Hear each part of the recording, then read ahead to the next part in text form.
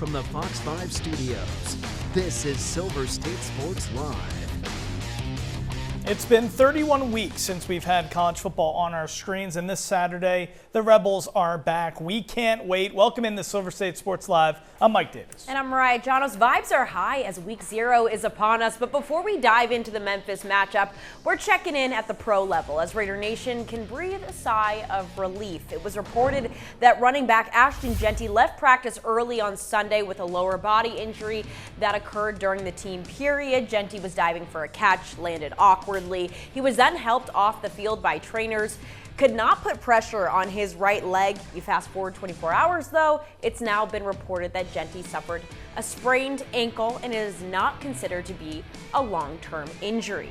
Yeah, Jeanty's timeline to return is not known as of now, but it begs the question, what does this mean for the Raiders if their number one running back is not available come week 1? Q Myers shared his thoughts on today's episode of Sin City Beat. What we saw from Mike Washington in the preseason games where he broke off a couple big runs, those are Jeanty touchdowns, right? Where they weren't Mike Washington touchdowns. Jeanty's a special player. And in an offense that is halfway decent, which I believe this offense is going to be, an offensive line, like you said, has a leader in the room, an adult in the room, he's going to be even more special. And knowing, as Clint Kubiak has referred to him as Christian McCaffrey-like, not saying he's C-Mac, but He said, I envision him as a Christian McCaffrey-type role. He's a big part of this offense. And when you don't have a number one wide receiver, they don't, and you have Brock Bowers, it's really the Brock and Ashton show. And then Mike Washington's he's the side dish. I keep saying Ashton Jeanty's the bone-in ribeye. Ooh. Yeah, you can check. Bone-in ribeye sounds really good right now, right? I love a bone-in ribeye. He also said mac and cheese, which, they're both great things, but it's all about the ribeye. You can check out that entire show tonight at midnight on Fox 5. But Mariah, what do you expect the Raiders to do should Jeanty be unavailable to start the season? Well, on Sunday, Ashton Jeanty goes down and Mike Washington goes on to take the remainder of the first team snaps. So I think that is what would happen is they'd lean towards that. We've seen him back-to-back games with explosive runs. As Q said, though, they weren't for touchdowns. And yes, he is that nice side dish. He complements this running back room really well, but you're not going to replace Ashton Jeanty. But I think Mike Washington, in fantasy terms, he's a good handcuff. Hey, 1,000%. I think he's going to be a major riser on a lot of fantasy draft boards. But, there's a lot left to be desired about this Ashton Jeanty selection because even as a rookie last season, a lot of it was situational, but he never demonstrated or showcased that Saquon Barkley, Adrian Peterson, Christian McCaffrey, top-tier level talent running back. And I think the first thing I thought of, Mariah, when I saw this push notification was, hey, this is a shame because he never really got his footing in his first season because of a poor offensive line play and poor coaching. Now you have an injury issue that could be lingering. Is he ever going to find the footing that we all hoped Raider Nation would see in a top 10 NFL draft pick running back? And I'm just hoping he can get back to that level. We'll see. A high ankle sprain could be a severe injury, and it could linger throughout the entire season. He might have a year or two that isn't what Raider Nation is expected. Yeah, sometimes those ankle sprains can actually be worse than a break or a fracture, unfortunately. Hopefully that's not the case here. We'll find out over time. But yeah, he was primed to have more of a breakout season, right? Because of those O-line issues, all those issues that you just mentioned. So it would be a shame if we don't get to see him on the field. Hopefully he will be back soon. But while the Silver and Black have decisions to make on the field, they're making some impactful moves off the field as well. Today, the Las Vegas Raiders and Intermountain Health announced a $25 million gift to help build Nevada's first standalone children's hospital. The gift was led by Raiders owners Mark Davis, Igor Durbin, and Michael Meldman, each of whom contributed $5 million toward the development, and the Raiders committed an additional $10 million. Here was Mark Davis on that today. When we came to Las Vegas, we created a private-public partnership that was based on trust and a win-win formulation. We promised that Las Vegas and the entire state of Nevada would be getting more than a football team, that you'd be getting an army on and off the field. You'd be getting the entire Raider Nation. You'd be getting former players and their families, current players and their families, hundreds of staff members and their families, and thousands of Raider fans and their families. And when we recruit players and staff, one of the first things they ask about is health care and health care for children. And I mention that because right now Nevada does not have any health care children's hospital. And I say that because we don't have one yet. But that's about to change. Yeah, the hospital located at the UNLV Harry Reid Research and Technology Park will be the first of its kind in Nevada, anchoring a new future for kids and families across the state and delivering comprehensive high X2 acuity pediatric care. All right, still to come on Silver State Sports Live. It's game week for the UNLV Rebels. We'll hear from Dan Mullen as he gets his guys ready for the Week 0 matchup. That's next.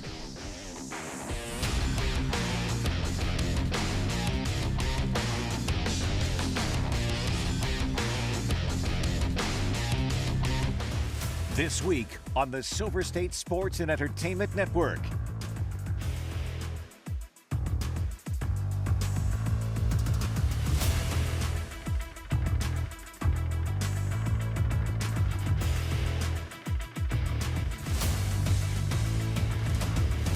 Your Triple SEN lineup is sponsored by AAA Roadside Assistance. Visit AAA today.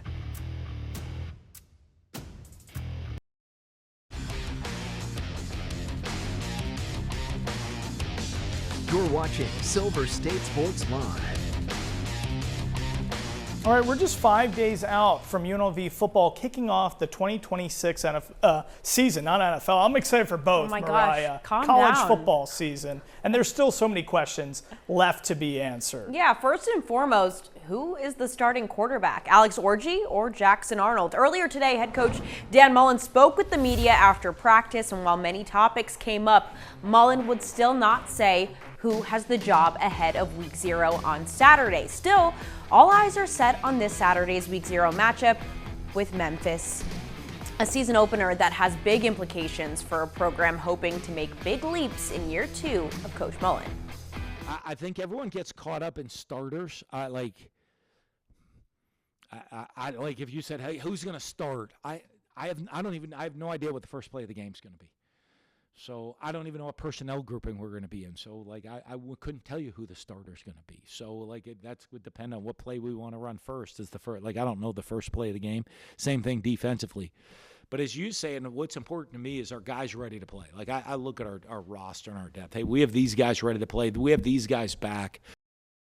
So let's welcome in our UNLV insider, B. Martinez, here to answer all of our burning questions. It looks like Coach Mullen did get a haircut. I don't know if you asked him about that. He looked good for Red Zone and press. It might have been for the game week. It might have been the sweat from practice that made it look like he had a haircut. Okay. I did not notice, but that was a good catch. Okay, You would be dialed in on the haircut. You would hey, be. that's where my head goes. But let's start with the biggest burning question, okay? Not haircuts. It's about no quarterback has been named, and the game is on Saturday, B. Yes. Is this, it's concerning to me. Yes. Is this concerning to you? Why hasn't there been a quarterback named? Great question. So I typically, for me personally, I'm not a big fan. I've covered teams who have not established their starting quarterback before week 1 or game 1, right? I've seen how that's played out. It hasn't played out the prettiest, right? So I think for Coach Mullen, I think the point of emphasis this year has been finishing. He doesn't really care who's starting. That's why I think he keeps reiterating, and it's not just him, but the entire coaching staff. They're saying, listen, we don't really care who starts. It depends. It really matters who finishes. So that's been really, again, a focal point for him.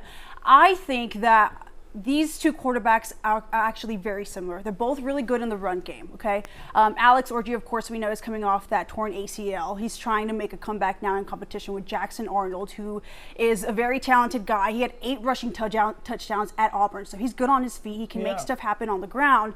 Both of them, and I even spoke with Devin Gardner, who's actually going to be covering the game, and he actually pointed this out, and I think it was a great point, was that both of these quarterbacks are still working on their pass game. You know, there's a difference between passing and just throwing a football, and I think that's one of the things these two need to get down. And so I think Coach Dan Mullen is kind of like, you know what, I haven't seen enough separation, so let's play both of them. And maybe in the game setting environment, we'll see who thrives and who, who maybe falls back, So I think that's why he's saying, I don't really care who starts. Let's get these guys in a game and see how both of these kind of respond. Yeah. Well, when you're looking at the quarterback position and who's going to start, who does that impact the most? The receiving core, who's going to be catching those balls. So regardless of who ends up getting the start at quarterback, who do you see them relying heavily on from a receiving standpoint? That's a great question. I think there is a lot of depth in the receiving core. And, actually during the fall, I did not get to speak with the receivers at that time, but I've seen a lot of talent and I've seen a lot of depth. One of the things about this UNLV team this year is that there's a lot of depth. There's a lot of young guys who I don't want to point out, but who can actually, I think, might surprise some people. And so that's another thing that kind of goes back to Coach Mullen saying, doesn't really matter to me, doesn't matter who finishes, right? There's a lot of young guys who might actually, again, may come, it doesn't matter if you're a veteran or if you're a young guy. If this young guy is catching up with the system a little bit better or is, making stuff happen, we might just go with the young guys and play them. So again, back to your question, I think there's a lot of depth within the receiving core. But I think we'll for sure see kind of more of the chemistry and the camaraderie between which quarterback and which receivers, right? I think that's also another thing with not establishing a quarterback from the very beginning. They need that time to build that chemistry. And so from what we've heard from the guys, again, this is from what we hear from the guys, but a lot of them are, both Alex and Jackson are very vocal and great leaderships. However, from what I saw in the beginning of fall camp, when I arrived, Alex Orji is a very vocal quarterback. He's very respected in the locker room. What I've seen from Jackson is he's got more of that quiet confidence, which I personally just love. I'm like, you don't have to say much. It's more of the eye contact, the body posture, everything that kind of says more. So that's kind of what I've been seeing a little bit more. I've been seeing more of the handshakes between players, with Jackson and his guys. So I think he's starting to come out more when it comes to taking on that leadership role. So again, I think on Saturday we're going to see more of the connections and see who is connecting more. It's interesting, two different types of leadership. There's all different ways to lead. That competition may continue to play out on Saturday. Right. I'm just of the camp where if you have two quarterbacks, you have no quarterbacks. That's the philosophy I carry out. I'm not a coach or anything, or didn't play, but I just feel that way. So it's a little concerning. But there's another concerning thing that I think fans want to talk about, and that's about the eligibility issues that are impacting the defensive side of the ball in that core. Is there a chance any of this from a legal standpoint is going to get remedied before Memphis on Saturday? You know what? I am not an NCAA waiver letter expert, but what I do know is I think it's at this point it is a waiting game. Obviously, Cohen Fuller, he's a big part of the defensive core. A lot of people rely on him. He was obviously here last year. He knows the system. Him and Lucas Conti are the dynamic duo. However, that being said, Lucas Conti is set to go, right? He's not waiting on anything. He's going to be set to go for Saturday, and he even mentioned himself he is a leader on the defense, and I think a lot of the younger guys do look up to him. And there's actually some younger, again, I keep going back to the freshman class because there's so many talented freshmen on this team, and one who, I don't even know if I should name him. I kind of want to keep him under wraps myself, but he's a Las Vegas native, and he's been looking really well. A lot of even Cohen and Lucas have both been saying, listen, this guy is a freshman, but he's coming in, he's studying, he looks like a senior. Yeah, it's a good point too, because year 2 of Dan Mullen, you start getting to bring your recruits in and the people that you want to really see reflected in your program. So it's a good point that the youth could be a nice addition. I think they're going to be a surprise this year for UNLV. So I'm excited. I'm excited to see just, all of this in action. I've been seeing highlights. I'm ready to see those Jet Thomas highlights like in person, live and in action. I'm really excited for him, but really excited for just this team in general. Yeah, it's going to be very exciting come Saturday at Allegiant Stadium. It'll be such an electric environment, as it always is. And what's been great in the past few years is each year the crowd gets bigger and bigger. So it'll be exciting to see how Rebel fans show up as we head into the season. Thank you. All right, now let's turn our attention to some former Rebels who are shining at the next level.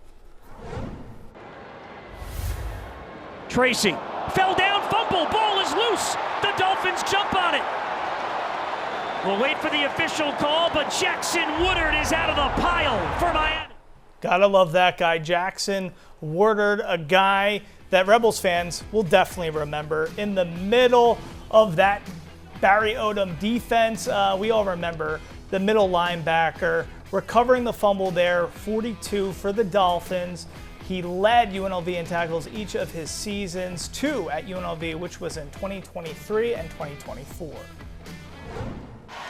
2nd down and 8. Kaliak Manis reaches back, goes down the alley. Oh, what a catch!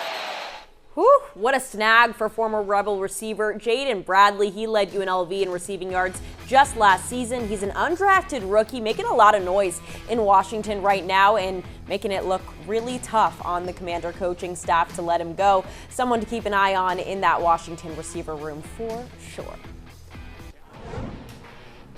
All right, the A's won a divisional series this weekend. The highlights of how they took down the Astros coming up next.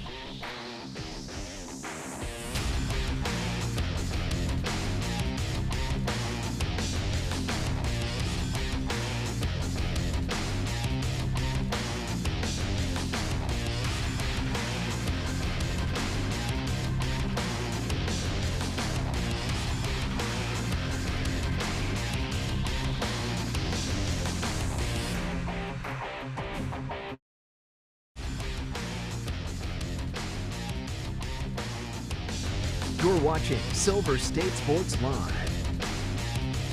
All right, guess what, Mariah? What?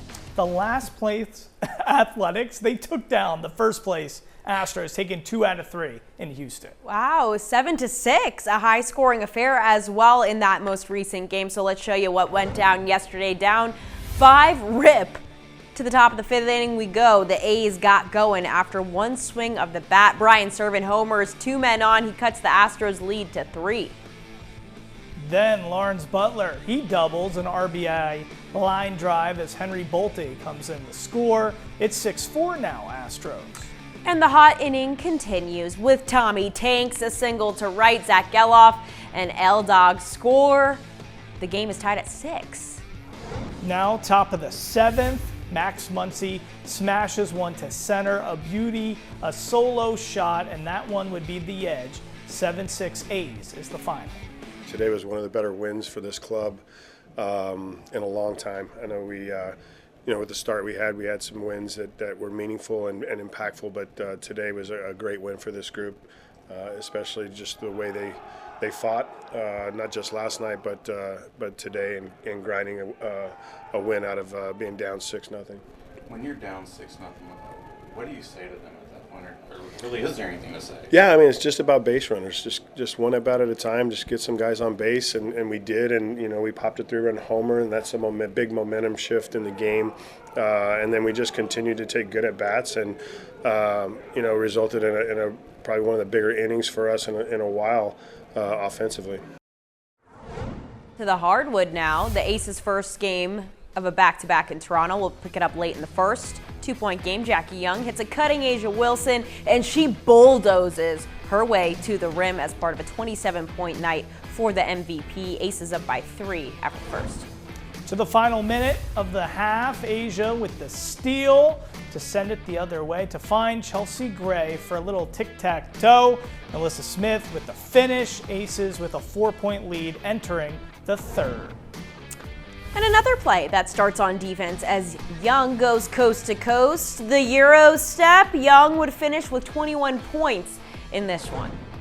And with under 5 to go, Aces lead up to 15. The point guard goes to work. A one-on-one battle in the paint between Gray and Kia Nurse, but there's no stopping number 12. The Aces win it 88-78. Here's Becky Hammond after the game.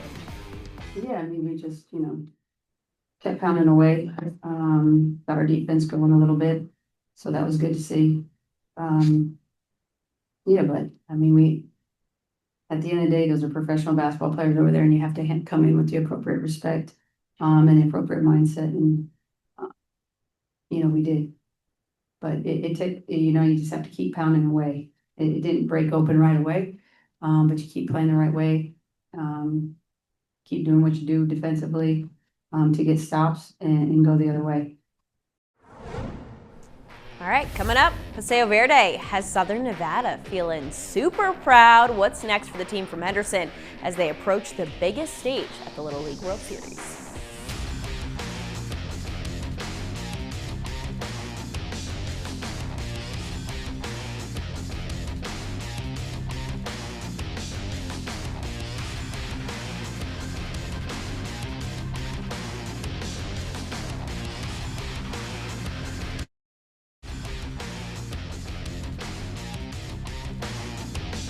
You're watching Silver State Sports Live.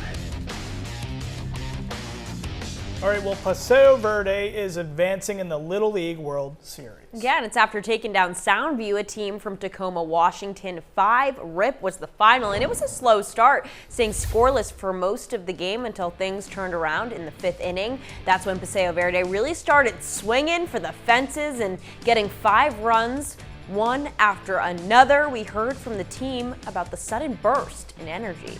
I'm very proud.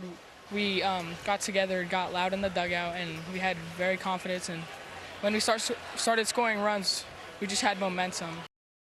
Yeah, Paseo Verde back in action Wednesday to take on Iowa, team from Davenport. And if they win there, guess what? They're going to go to the U.S. Championship game. So that's, I mean, listen, they're making us proud. Yeah. One more win, they get to the finals, and then we'll see what happens. Listen, Massachusetts lost both their games, so this is all I got. Southern Nevada, they know baseball. Nevada is sneaky athletic, so good. Between the high school football programs here, the Little League baseball programs. Look at all the pros. Here. Yeah. Harper, just Chris Bryant. born winners.